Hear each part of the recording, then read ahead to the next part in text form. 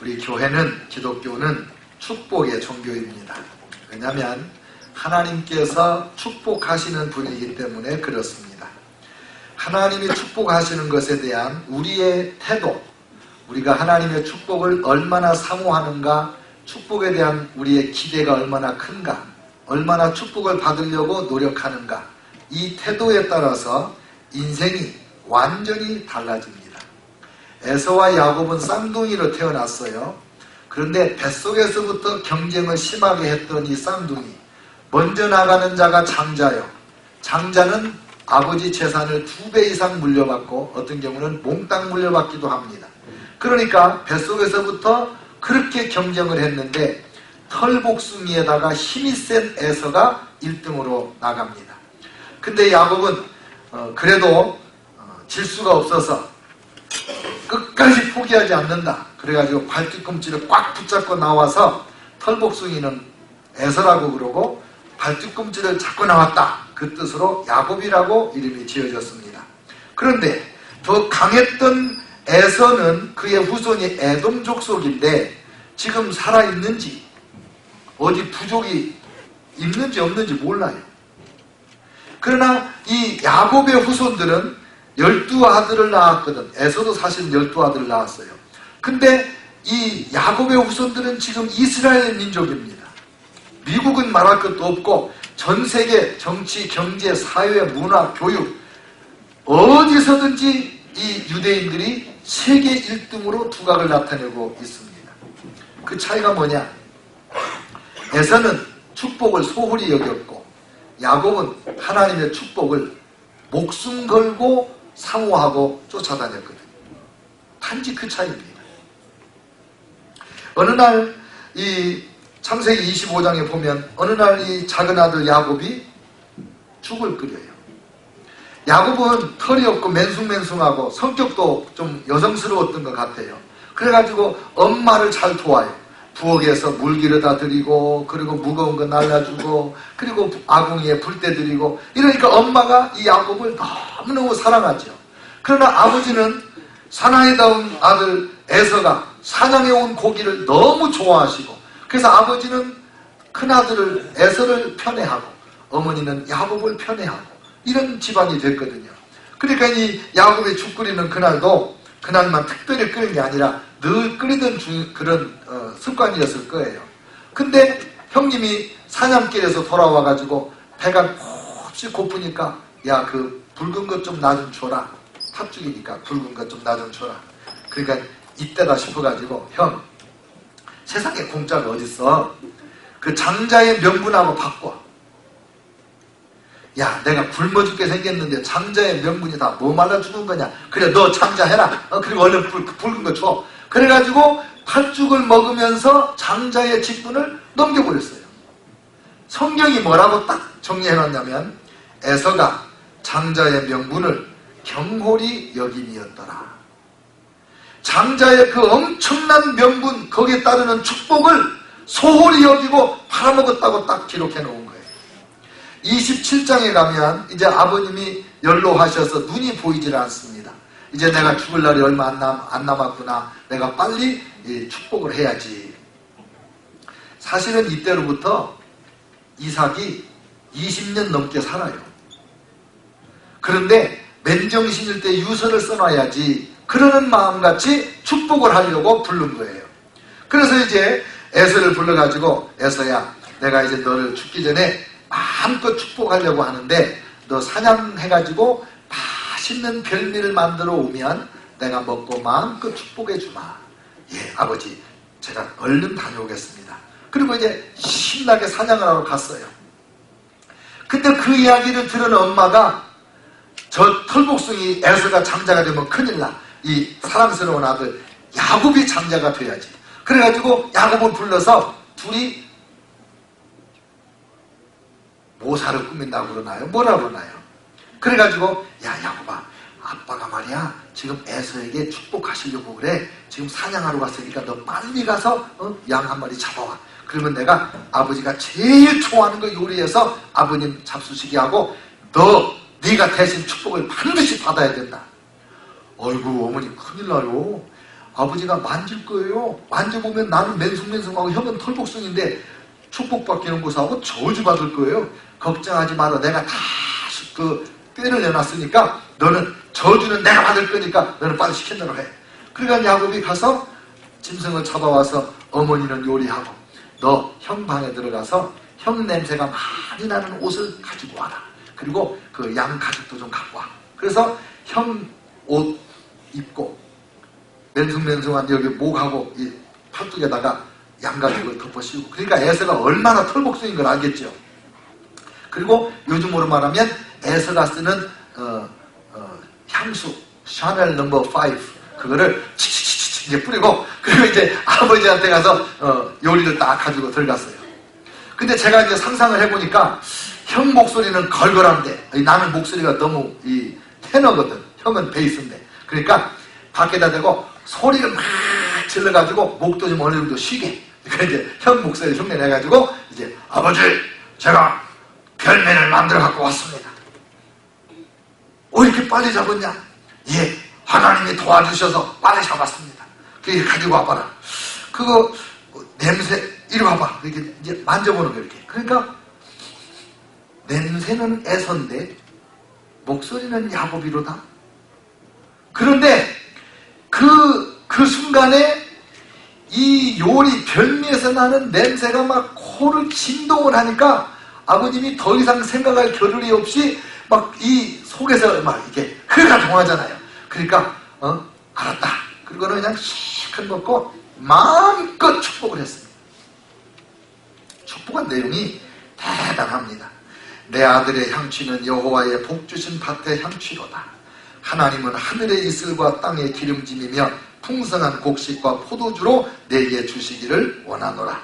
만민이 너를 섬기고 열국이 내게 굴복하리니 내가 형제들의 주가 되고 내 어미의 아들들이 내게 굴복하며 내게 저주하는 자는 저주를 받고 내게 축복하는 자는 복을 받기를 원하노라. 아멘. 이 축복을 끝냈어요. 영적 축복을 했어요. 너는 여호와의 복 주신 밭의 향취로다. 너는 여호와의 향기라 이거예요. 네가 어디를 가든지 하나님의 영광이 막 드러나는 그런 인물이 된다는 거예요. 영적인 복을 줬어요. 그 다음에 경제적인 축복을 줬습니다. 하늘과 땅의 축복으로 곡식과 포도주를 너에게 준다. 그리고 정치적인 축복, 만민이 너를 섬기고 열국이 너에게 굴복한다. 가문을 주도하는 축복, 장자의 축복을 줬어요. 형제들이 다 너 야곱을 섬기고 굴복하게 된다. 그 다음에 축복과 저주의 기점이 되는 복의 근원이 됐습니다. 너를 저주하는 자는 저주를 받고 너를 축복하는 자는 복을 받을 것이니라. 너무 완벽하게 모든 복을 쏟아부어 줘가지고 남은 것이 없어요. 너무 절대적인 복으로 기도를 해줬습니다. 우리도 이런 기도는 열심히 읽고 암기해가지고 우리가 자녀들을 축복할 때 이런 축복을 하는 거예요. 이런 축복을. 자, 보세요. 30절 40절 오늘 읽은 본문에 보니까 에서가 이제 막 허겁지겁 잡아가지고 요리를 해가지고 아버지 저를 축복해 주세요. 편히 만들어 왔어요. 그러니까 갑자기 아버지가 떠는 거예요. 누가 와서 그럼 네 복을 받아갔단 말이다. 내가 벌써 편히 먹고 축복을 다 했느니라. 금방 눈치챈 거예요. 야곱이 나를 속였구나. 야곱을 하나님이 내 축복을 뺏어갔구나. 그래가지고 에서가 막 통곡을 하고 울면서 아버지여 내게 축복하소서 내게도 그리하소서. 아버지의 빌복이 이거밖에는 없겠습니까? 없어요.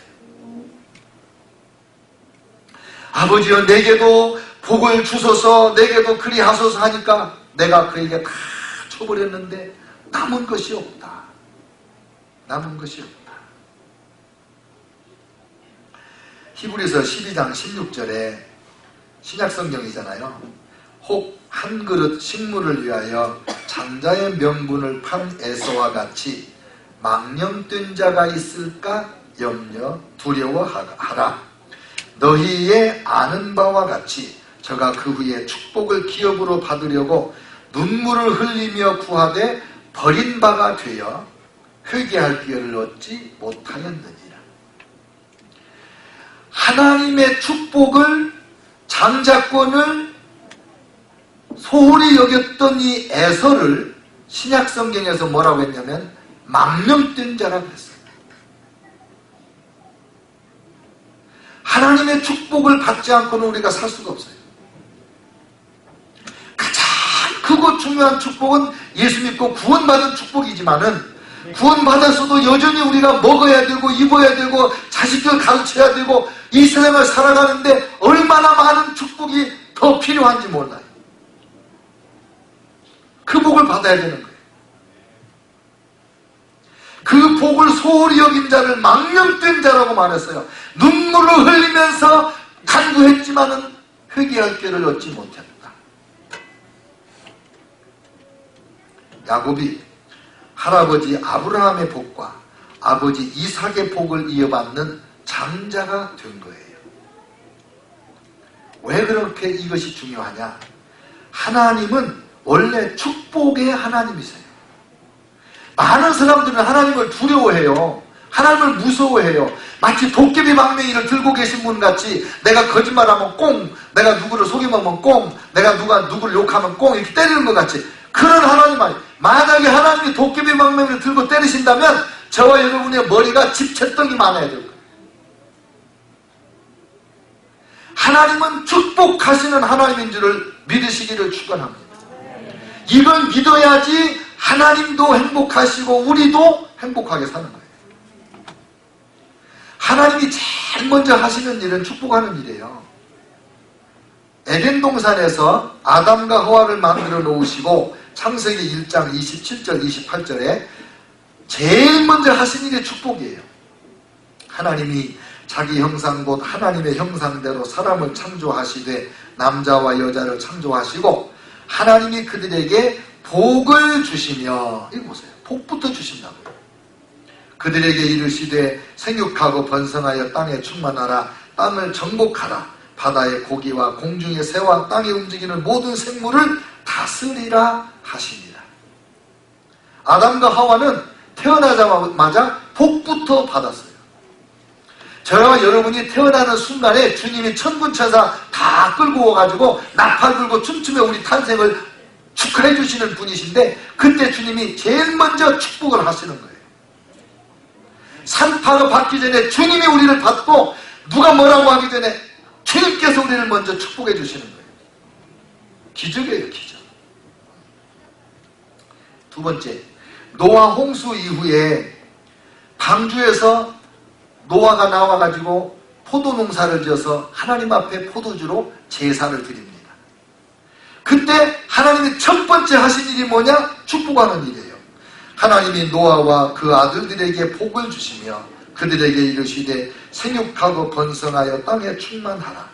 너희는 생육하고 번성하며 땅에 편만하여 그 중에서 번성하라 하셨더라. 새로운 인류가 시작될 때도 여전히 축복으로 시작하시는 하나님이십니다. 그 다음에 아브라함을 선택하시어서도 제일 먼저 하신 일이 축복하시는 일이에요. 창세기 12장 1절로 3절 여호와께서 아브라함에게 이르시되 너는 너의 본토 친척 아비 집을 떠나 내가 네게 지시할 땅으로 가라. 이게 선택이지요. 그 다음에 내가 너로 큰 민족을 이루고 네게 복을 주어 내 이름을 창대케 하리니 너는 복의 근원이 될지라. 너를 축복하는 자에게는 내가 복을 내리고 너를 저주하는 자에게는 내가 저주하리니 땅의 모든 족속이 너를 인하여 복을 얻을 것이니라. 하나님은 우리를 만나서 제일 먼저 하시는 일이 축복하는 일이에요. 축복하는 일. 그 믿음의 조상 아브라함이 이제 잠깐 시험에 들었어요. 아들을 너무 좋아했어요. 100세에 낳은 아들 때문에. 그래서 하나님이 아브라함아 이삭을 바쳐라 그랬죠. 그래서 정말 바치려고 했어요. 칼을 들어 내려치려는 순간 아브라함아 급하게 부르신 하나님께서 그때 하신 일이 뭐냐? 또 축복하시는 거예요. 그때도 축복을 하세요. 창세기 22장에 나오는 말씀인데 여호와께서 이르시기를 내가 나를 가리켜 맹세하노니 네가 이같이 행하여 네 아들 내 독자를 아끼지 아니하였은즉 내가 네게 큰 복을 주고 내 씨로 크게 성하여 하늘의 별과 같고 바닷가의 모래와 같게 하리니 내 씨가 그 대적의 문을 얻으리라. 또 내 씨로 말미암아 천하 만민이 복을 얻으리니 이는 내가 나의 말을 준행하였음이니라 하니라. 여러분, 하나님은 축복하시는 하나님이시고 지금도 누구든지 예수 믿잖아요. 예수 믿으면 그 사람을 하나님이 제일 먼저 축복하시는 거예요. 축복하시는 거예요. 거기서부터 하나님과 우리의 삶이 시작되는 거예요. 근데 하나님의 축복은 얼마나 위력이 있냐면 속아서 축복을 했는데도 그 축복이 취소가 안 됩니다. 애선지 알고 야곱을 축복했는데 아버지 이삭이 말하기를 내가 이미 다 축복을 해버렸기 때문에 돌이킬 수 없다는 거예요. 축복의 위력입니다. 하나님이 한번 축복하고 나면 취소가 안 돼요. 저와 여러분이 하나님의 이름으로 예수님의 이름으로 축복하면 취소가 안 돼요. 예수님께서 친히 하신 말씀 마태복음 10장 12절 13절 들어보세요. 또 그 집에 들어가면서 평안하기를 빌라. 그 집이 이에 합당하면 너희들이 빈 평안이 거기 임할 것이요 만일 합당치 아니하면 그 평안이 너희에게 돌아올 것이니라. 할렐루야. 내가 이 집에 가서 축복을 빌어줬어요. 평안하기를 빌어줬어요. 그랬는데 그 집이 하나님을 잘 섬기질 않아요. 하나님의 축복을 사모를 안 해요. 그러면 하나님은 그 집에다가 복을 줄 수가 없어요. 그럼 내가 이미 축복을 해버렸어요. 그러면 하나님은 그 축복을 축복한 사람에게로 돌려주시겠다, 그런 뜻 아닙니까? 제가 미국에 와서 목회를 하면서 보니까 미국에 있는 목사님들 참 고생 많이 하세요. 아마 반절도 넘은 목사님들이 사모님 없이는 목회를 못 하세요. 사모님이 가서 돈 벌어 오셔야 생활을 하면서 목회를 할 정도, 그렇게 목회가 어려워요, 미국에. 그런데 그 목사님 자녀들이요, 박사가 수두룩하고 의사, 교수가 수두룩하고 변호사가 수두룩합니다. 그래서 제가 이거 신기하다. 어떻게 저렇게 가난한 부모님 밑에서 저렇게 잘 되는 자녀들이 나오나. 바로 이 원리죠. 그쵸. 자녀 때문에 미국에 이민 온 사람들이 대부분이잖아요. 그러니까 목사님도 그 마음을 너무 안타깝게 여기기 때문에 날마다 우리 성도들 자녀들이 잘 되게 해달라고, 공부 잘하게 해달라고, 타락하지 않게 해달라고, 좋은 학교 가게 해달라고 그렇게 기도하는데 그 기도대로 많은 사람들이 복을 받지만 못 받은 복은 다 어디로 가겠어요? 목사님 자녀들한테 들어올 거 아니에요.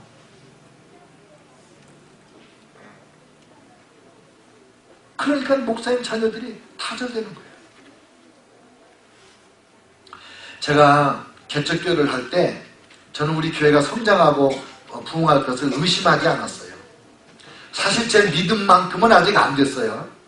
근데 제가 왜 그걸 의심하지 않았느냐?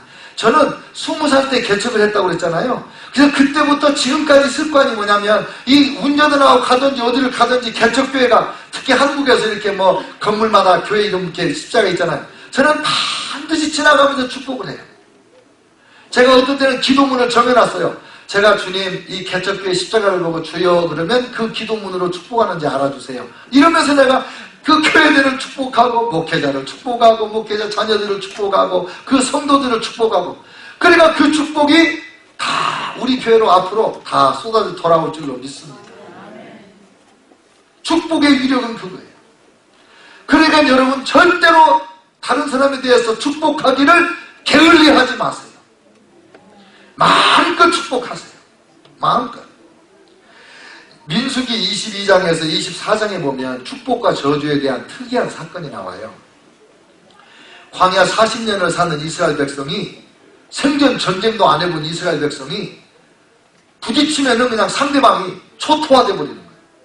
그러니까 이 모압 왕이 두려움에 벌벌벌 떠는 거예요.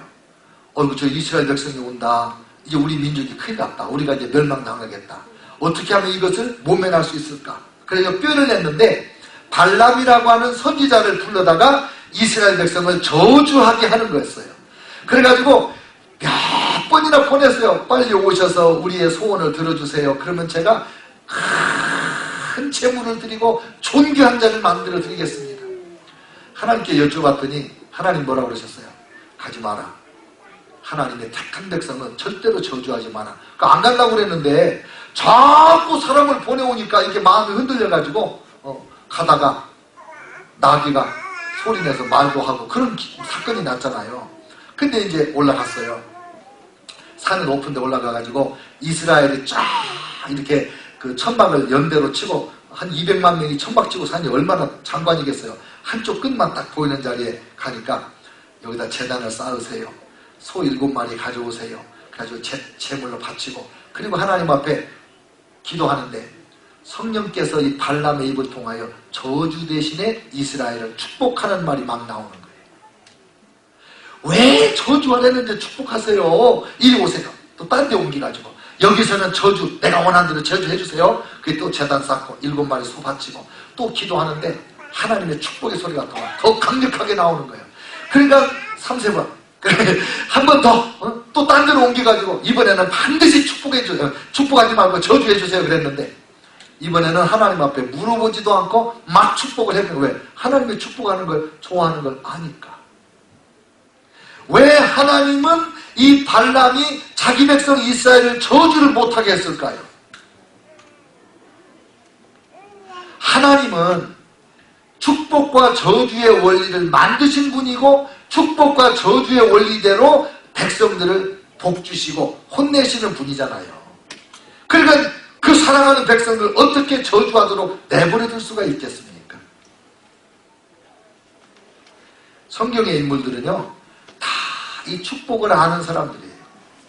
그래서 큰 인물들일수록 크게 축복의 기도를 하나님 앞에 올리고 있어요. 이삭도 그랬죠. 히브리서 11장 20절에 보니까 믿음으로 이삭은 장차 오는 일에 대하여 야곱과 에서에게 축복하였으며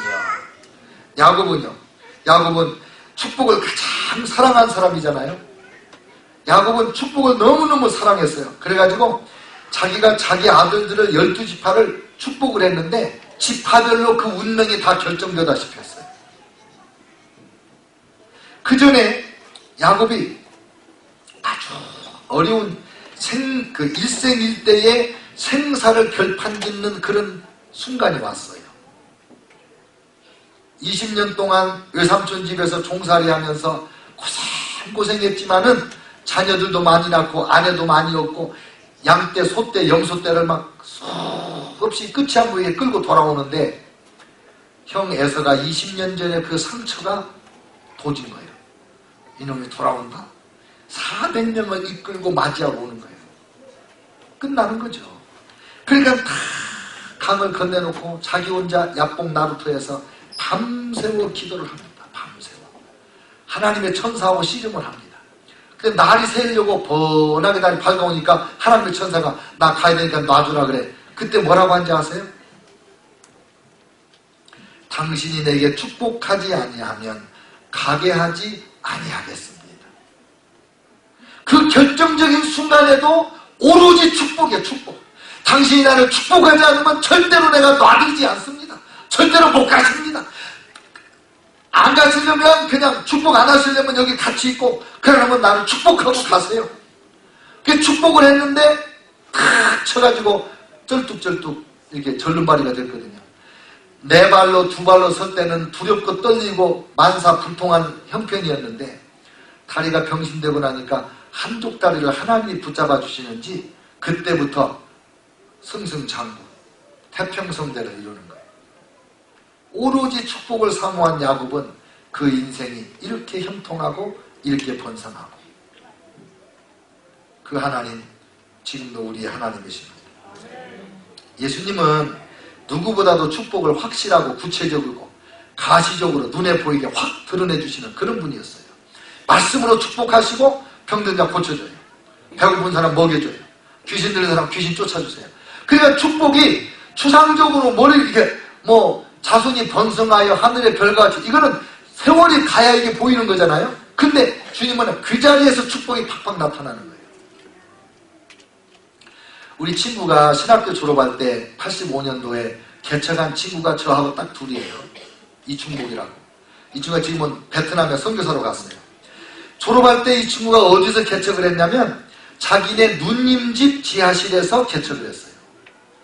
그 집이 얼마나 크고 좋은지 딱 그 집에 들어가니까 이 천장에 유리가 돼가지고 자연채광으로 응접실이 막 그렇게 그 스위스 무슨 집같이 그렇게 생겼습니다. 근데 반지하를 예배당으로 꾸몄는데 반지하가 우리 이 예배당 반절만 해요.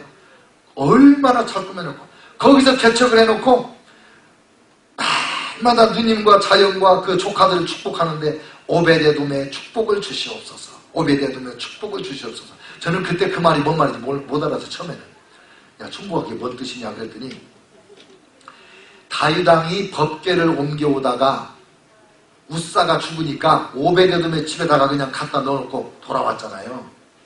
근데 거기 3개월 있었나요? 6개월 있었나요? 3개월. 그 짧은 기간이 있는 동안에 그 집안에 축복이 막 임했어요. 그러니까 그 소식을 듣고 다윗이 용기를 내가지고 그러면 그렇지 하나님의 법궤를 모시면 축복이 오지 다시 법궤를 예루살렘으로 모셔오지 않았습니까? 그걸 기도하는 거예요. 오베데돔의 축복을 주시옵소서. 근데 이렇게 말해요. 야 의정아 우리 매형이 회사에서 잘 나가. 이사야 이사. 대기업 삼성인지 현대인지 그랬어요. 그리고 조카들이야 갑자기 공부를 잘한다. 새벽마다 그 지하실에서 하나님 앞에 오베데돔의 축복을 달라고 축복을 해주니까 그렇게 집안이 형통하고 잘 되는 거예요. 사도 바울은 얼마나 축복을 잘 하셨는지 2000년 넘도록 축복하는 문구를 딱 만들어 놨어요. 고린도후서 13장 13절이 뭐냐면요. 우리 주 예수 그리스도의 은혜와 아버지 하나님의 사랑과 성령님의 교통하심이 너희 모든 무리와 함께 있을지어다. 이거거든요. 이게 축복을 아예 사도 바울은 얼마나 축복을 열심히 했는지 딱 만들어 놔버렸다니까. 보세요. 어떤 전도사님이 교회를 개척했는데 전도사는 축복을 못해요. 이 축도를 못해요. 제가 개척할 때 서울 영락교회 신자라고 수요일날 예배 와가지고 은혜 받았다고 제 손을 붙잡고 전도사님 조금만 고생하시면 교회가 크게 부흥할 거예요. 너무너무 은혜 받고 가요. 나는 그분도 우리 올 줄 알았는데 안 오더라고. 그 나중에 왜 안 오시냐고 물어봤어요. 길에서 만나가지고 그랬더니 축도가 없으니까요. 전도사는 예배 끝날 때 주기도문으로 예배를 마치거든. 주일날.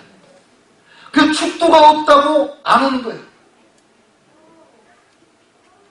1년에 한 번씩 치리 목사님이 오셔가지고 세례식 하고 성찬식 하고 그리고 사무총회 해주고 그래요.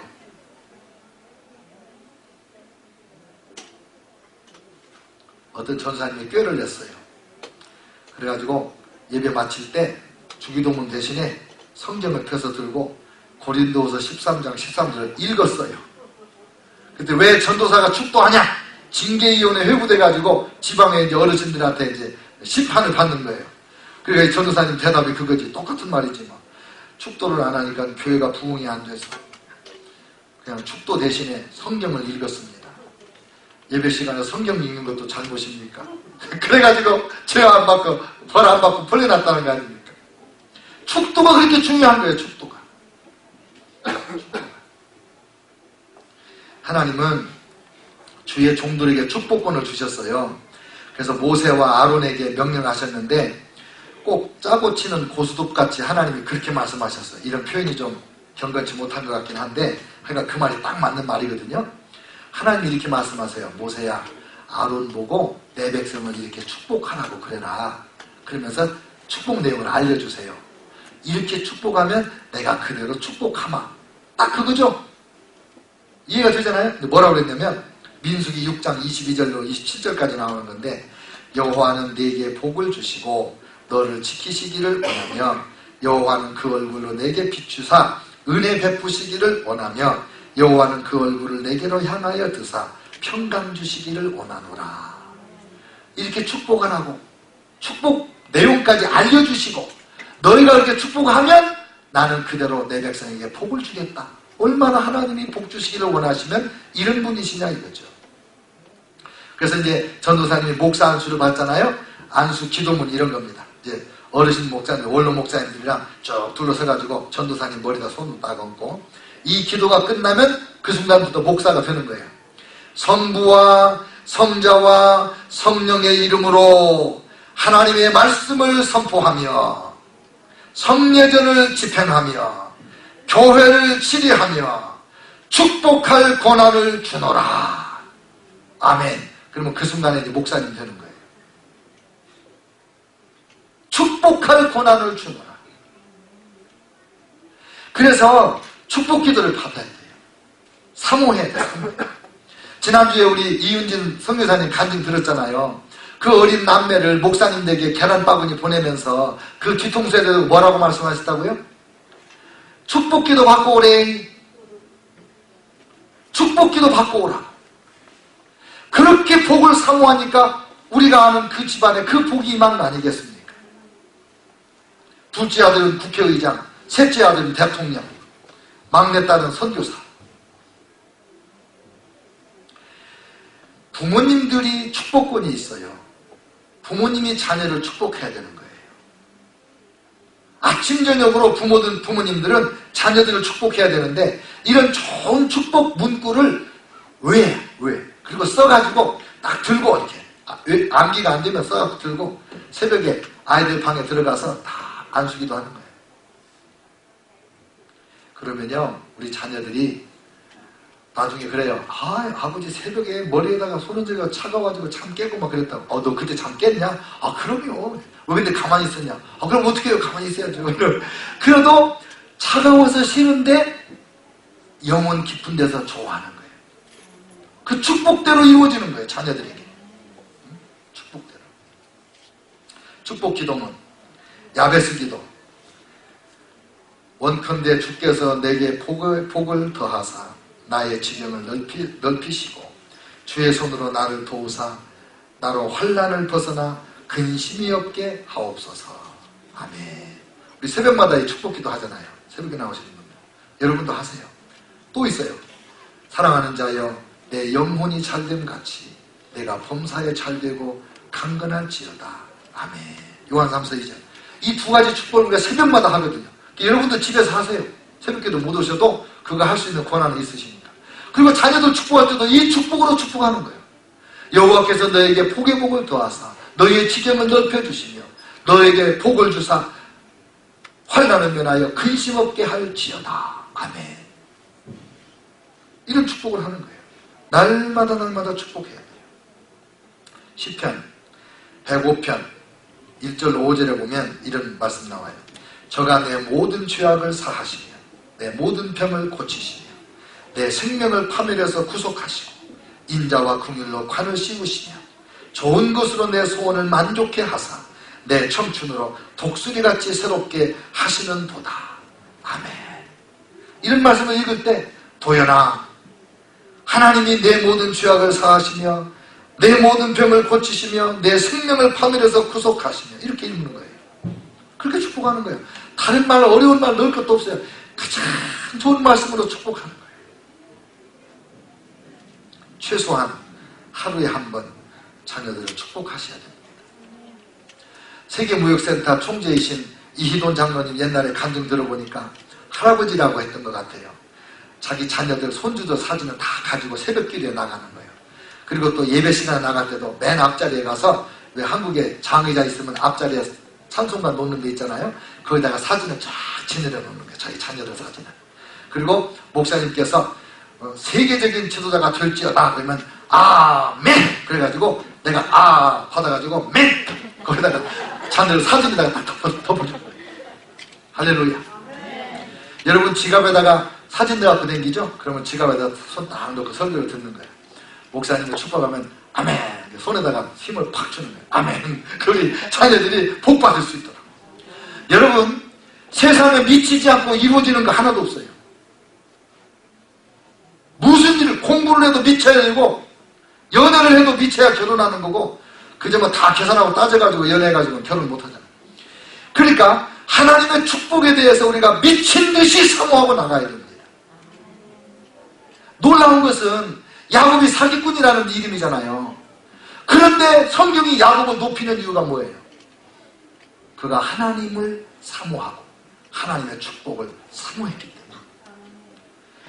사나이답고 인간답기는 에서였지만 하나님의 축복을 소홀히 여기니까 형편없는 그의 후손들 근거가 없어져 버립니다. 야비한 인간이었지만 하나님을 사모했기 때문에 하나님께서 복 주셔서 큰 인물 되지 않습니까? 앞으로 우리 후손 3대가 지나면 어떻게 될까요? 5대가 지나면 어떻게 될까요? 10대, 20대가 되면 어떻게 될까요? 오늘 우리가 하나님의 축복을 얼마나 사모하는가, 거기에 달려있어요. 오늘 우리가 우리 자녀들에게 하나님의 축복을 받아야 산다. 너는 반드시 하나님 앞에 예배를 드리고 축복 기도를 받고 복을 받아야 된다. 우리 자녀들 머리에 이명박 장로님 어머니같이 세뇌를 시켜줬을 때 하나님의 축복이 저와 여러분의 것이 되고 우리의 간증이 되는 그날이 반드시 올 줄을 믿습니다. 이 가정의 달에 눈에 보이는 자녀들의 모습 때문에 울지 말고, 네가 지금은 방황하고 있지만 너는 그 길로 네 인생이 그렇게 끝나는 게 아니고 내가 축복한 대로 된다. 내가 기도한 대로 된다. 할렐루야. 누가 이겨요? 지가 무슨 힘이 있어서 끝까지 살아가겠어요? 내가 기도하고 있는데. 하나님보다 지가 세요? 아니지. 그리고 우리를 돌아보세요. 우리도 한때 우리 부모님 속 썩이는 때가 있었잖아요. 하나님의 은혜로 다 회복하는 거죠. 아버지 연에게 축복하소서. 에서는 이 말을 해도 응답이 없었지만 야곱은 이 축복을 받았습니다. 저와 여러분에게 이 은혜가 임하시기를 축원합니다. 동성으로 기도해요.